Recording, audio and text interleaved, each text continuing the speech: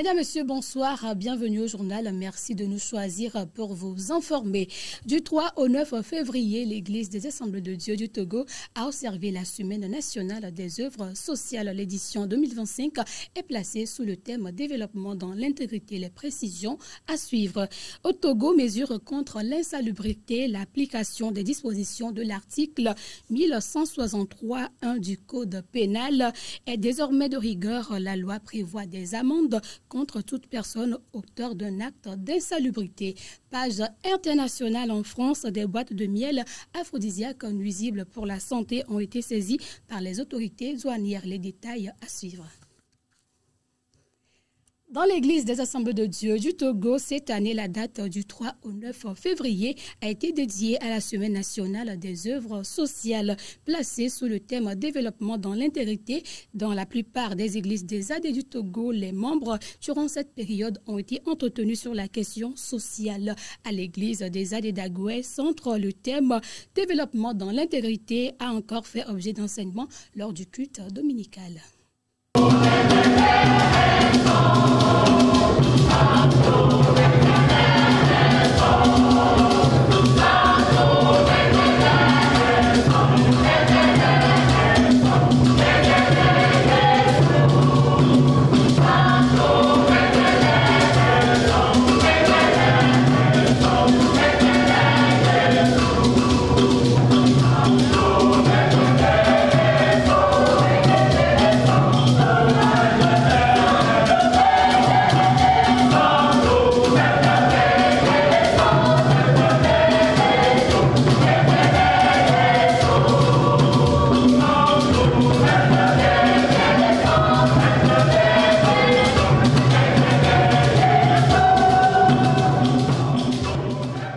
Conscient que son mandat dans l'œuvre du royaume n'est pas seulement spirituel, mais holistique, chaque année, l'Église des Assemblées de Dieu du Togo consacre une semaine pour entretenir ses membres sur la question du social et c'est l'Office de développement et des œuvres sociales ODOS qui est l'institution en charge de cette mission.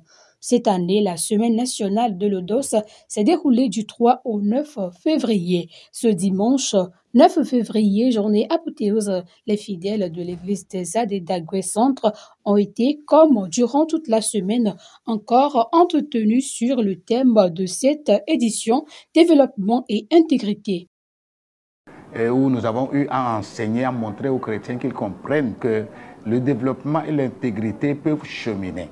Ce ne sont pas deux concepts à séparer, mais plutôt à les mettre ensemble. Si nous sommes vraiment intègres, le développement aussi doit se faire sentir dans notre intégrité parce que notre Dieu que nous adorons est un Dieu d'intégrité et du développement. Notre Dieu est un Dieu du développement. Il a développé tout. Il a développé l'homme, n'est-ce pas, de deux au niveau du jardin. Aujourd'hui, nous sommes plus de 8 milliards sur la planète Terre. Et il aura vraiment un monde fou, immense, au dernier jour devant le trône. Donc le Seigneur aime pas seulement la qualité, mais il aime aussi la quantité. Le chrétien est appelé à comprendre qu'il doit se développer dans tous les domaines. Même si Dieu le bénissait matériellement, financièrement, il ne doit pas penser que parce qu'il est béni, il est prospère, il ne doit plus vivre dans l'intégrité. Les deux vont marcher de pair. Et donc, il doit respecter certaines consignes. Et ce matin également, nous avons martelé sur le fait de se développer dans l'intégrité et d'adorer le Seigneur avec les moyens que nous avons, de nous occuper des orphelins, des veuves, parce que c'est là le culte raisonnable que Dieu recommande, et de se soucier de ceux qui sont marginalisés, délaissés, parce que Dieu dit que celui qui ferme l'oreille au cri du pauvre criera lui-même aussi et n'aura pas de secours. Et celui qui donne aux pauvres prête à l'Éternel. Donc la Bible nous conseille, nous avons raison de nous engager en tant qu'Église dans le développement. Donc tous les chrétiens doivent comprendre ce concept et s'engager normalement parce que ça fait partie également de leur adoration. Si nous sommes spirituels, mais nous ne nous occupons pas des gens marginalisés, délaissés, les gens qui ont besoin de notre aide matérielle comme financière, donc ça veut dire que nous ne sommes pas encore arrivés vraiment au bon fixe de notre adoration. Dieu nous aide, Dieu aide l'Église de l'Assemblée de Dieu du Togo pour continuer ce développement, pour que nos milieux, et que ce soit le milieu chrétien comme nos sociétés dans lesquelles nous vivons, connaissent vraiment la touche du développement de l'Église. La prospérité n'est pas ennemie de l'intégrité. Le chrétien doit être intègre même dans sa quête d'une vie meilleure. J'ai retenu, c'est que le développement, nous devions comprendre que c'est quelque chose qui est très bon et que ça doit se faire dans l'intégrité. Parce que les gens pensent que si nous sommes prospérés ou nous avions la prospérité, nous ne pouvons plus avoir une vie d'intégrité, c'est très mauvais. Quand nous consultons le livre de Job 2, verset 3, nous voyons comment Job a été intègre malgré qu'il a été riche. Donc, malgré qu'il a été tenté par des tentations, il a continué dans cette intégrité. L'intégrité n'épargne pas des épreuves, des tentations, des défis, mais nous devons être prêts à relever tous les défis d'intégrité. J'ai suivi avec plein d'attention l'enseignement du pasteur ce matin. Et je ne peux pas dire ce matin, tout au long de la semaine et la conclusion qui a été faite ce matin, dit que ça m'a vraiment révolutionné sur beaucoup de domaines. Parce qu'on ne va pas forcer, on ne va pas seulement se focaliser sur la spiritualité et négliger les autres côtés. Donc je suis vraiment ravie de l'enseignement et je remercie Dieu pour la vie de son serviteur. Merci. Comme Job, chaque chrétien doit travailler à être intègre dans tous les domaines de la vie, que ce soit dans l'abondance ou dans la disette. Selon l'article 1163.1 du Code pénal togolais, est puni d'une amende de 10 000 à 50 000 toute personne qui salit ou encombre la voie publique, les caniveaux, les plages ou tout autre espace public en déposant abusivement des matériaux, ordures ou choses quelconques. Le rappel de cette loi a été fait en fin janvier par la police nationale. L'objectif est de renforcer la lutte contre l'insalubrité urbaine qui devient de plus en plus alarmante et mettre en lumière ses conséquences néfastes sur l'environnement et sur la santé des citoyens. Chaque citoyen est appelé à adopter des comportements responsables vis-à-vis de l'environnement en adoptant des règles d'hygiène pour une meilleure qualité de vie dans un environnement sain. La célébration du culte ce dimanche à la chapelle internationale de l'Estao a tenu toutes ses promesses. Les fidèles ont été exhortés à briller dans les ténèbres, à illuminer les cœurs et à guider ceux qui cherchent un sens à leur existence. Chaque chrétien est un porteur de lumière et un phare d'espoir. Le constat avec Elodie Yantabré. Bienvenue à la chapelle internationale de la Fatade où ce dimanche, les fidèles se sont rassemblés pour célébrer leur foi et redécouvrir leur mission en tant que chrétiens. Le berger a dans son message souligné que les chrétiens sont appelés à être des agents de changement dans un monde parfois assombri par l'indifférence et le désespoir. Et cette métaphore illustre bien la mission des chrétiens dans ce monde. And this metaphor is a good illustration of the mission of Christians in this world. La mission des disciples.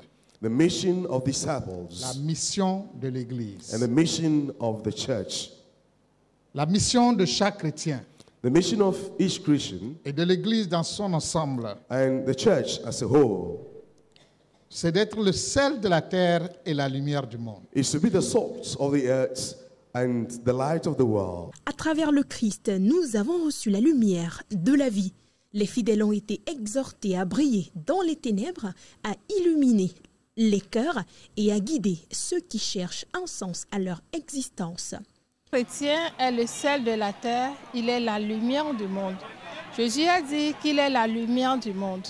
Et il nous dit que nous sommes la lumière du monde et qu'on ne cache pas la lumière sur le boisseau. Ainsi, en tant que chrétiens, nous devons luire, nous devons briller partout où nous sommes. Et également, le pasteur a parlé du sel qui intervient dans les alliances. Donc l'alliance, nous sommes en alliance avec Dieu, une alliance permanente. Et c'était vraiment instructif de savoir que dans nos cultures même, les alliances se font aussi avec le sel. Et donc, en tant que sel, nous devons assaisonner. Nos vies doivent assaisonner. Partout où nous allons, nous devons assaisonner. Et quand on prend, en tant que femme, on fait la cuisine, et il n'y a pas le sel de la sauce, la première chose que l'invité ou celui qui mange ressent, c'est qu'il n'y a pas le sel.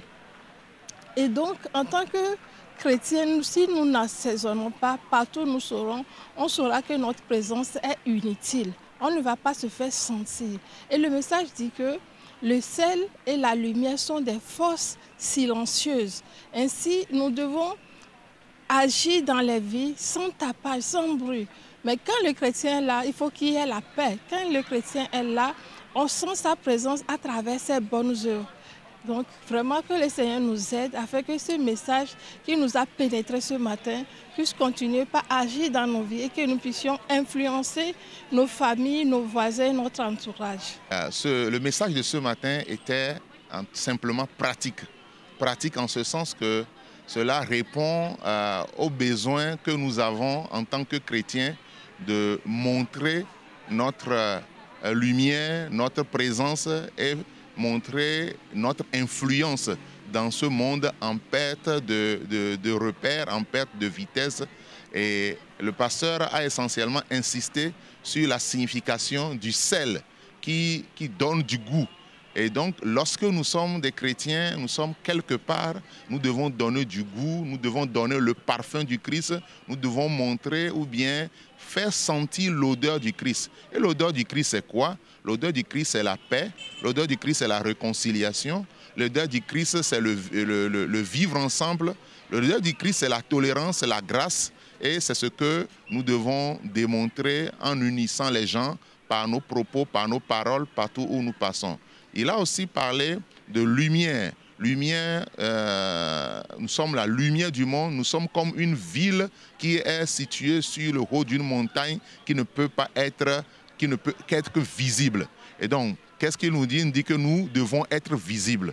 Donc, il dit que les chrétiens que nous sommes, et surtout particulièrement nous les leaders, nous ne devons pas être cachés, nous devons être visibles.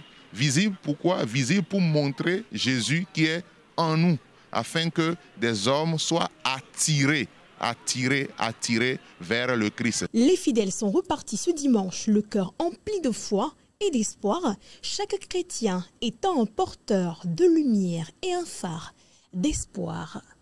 Culte spécial à l'église des aides d'Adamavo de le berger de l'église a dans son message relevé les qualités d'un bon leader afin d'outiller les fidèles qui devront élire les membres du comité diaconal pour un mandat de 3 ans. C'était autour du thème Samuel dépose sa fonction sacerdotale. Marie-Louise Amouzo. Toute une semaine durant, le peuple de Dieu a été enseigné sur les qualités d'un bon leader. Ce dimanche, le thème apothéose ayant amené les uns et les autres aux urnes est Samuel dépose sa fonction sacerdotale. C'était à l'église des Assemblées de Dieu d'Adamavo 2. Par ce thème, le berger entend encourager les entrants comme les sortants à tenir ferme, inébranlables, en travaillant de mieux en mieux dans l'œuvre du Seigneur afin d'être renumérés au moment convenable par le Seigneur. Samuel était quelqu'un vraiment que Dieu a choisi. Et pour son travail, il n'avait pas refusé. Donc aujourd'hui, les diacres qui se sont choisis pour le travail, ils n'ont qu'à persévérer. C'est vraiment important. C'est un travail difficile, mais doux. L'Église en général et les diacres en particulier sont prêts à suivre les recommandations de leur berger, à l'instar de Samuel, en étant de bons leaders à la maison, de bons leaders à l'Église et de bons leaders au sein de la société qui les entoure. This morning we talked about Samuel giving out his work. And he was a leader, he led the Israelites, but it gets to a time that he has to now give out his work. And then, because of that, before he leave, he asked them who did he cheat or who did he bribe? So all of them, they testify about him, that he's a good leader, but they want a king. Only service, what I learned from it is that and no matter where you find yourself, no matter where you are, you have to be a good leader. You have to be a good person. You don't know where a call will come and call you to come and lead people. So always be. Notre vie dirige plus que notre ministère. Que le Seigneur aide chacun d'entre nous à être un leader serviteur plutôt d'être un leader patron. Page internationale, je vous le disais en titre, en France, la police douanière a saisi des boîtes de miel aphrodisiaque composées de substances médicamenteuses dérivées du Viagra interdites en vente libre en France et qui représentent des risques pour la santé. TF1 pour le reportage. Nous sommes au centre de Tripostale d'Orly en région parisienne. Ce jour-là, les douaniers ouvrent des colis et trouvent devant notre caméra ces petits sachets suspects. Ils contiennent du miel présenté comme aphrodisiaque. Soi-disant 100% naturel, en réalité, ils contiennent des substances médicamenteuses dérivées du Viagra, interdites en France sous cette forme. On a 3 boîtes à l'attention particulier qui habitent en France métropolitaine. Vous voyez, il y a 10 sachets. Donc là, 30 sachets, on peut faire de la revente avec 30 sachets. Chaque boîte contient une dizaine de doses buvables, prix de la boîte 50 €. Les saisies ont doublé en 2024. En novembre dernier, à Marseille, les douaniers ont réalisé une prise record. Plusieurs containers de marchandises en provenance de Malaisie. 14 tonnes de sachets de miel contenant du tadalafil, molécule prescrite pour les troubles de l'érection masculine. Au cœur du trafic, des particuliers qui cherchent à faire de l'argent facile. C'est la fin de ce journal. Merci de votre fidélité à la RTJVA. Excellente suite de nos programmes. À la prochaine.